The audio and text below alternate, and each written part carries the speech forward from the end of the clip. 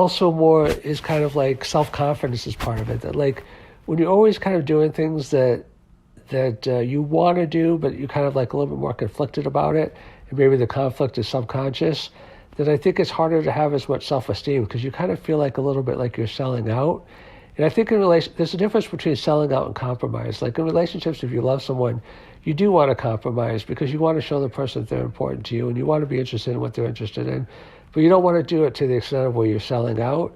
So I think the fact that I don't feel like I'm selling out now, I feel the guilt, but not as much as I did before, but a little bit. But I also feel that I'm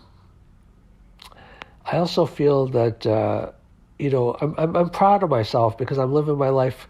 It's not that I'm just doing the things that I want to do, it's that I'm doing the things that I think are important. I'm doing the things I think God put me in the world to do. I'm trying to make the mark in the world that, like this podcast is another example. Like I have a lot of listeners to the podcast and to the YouTube channel.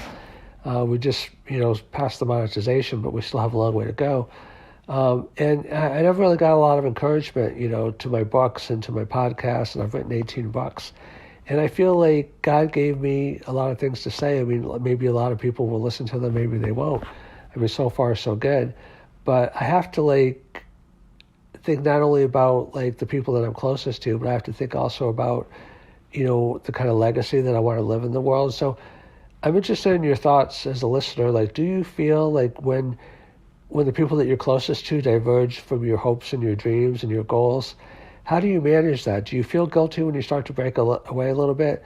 Are you so into pleasing other people that you never kind of want to alienate them? How do you deal with that situation?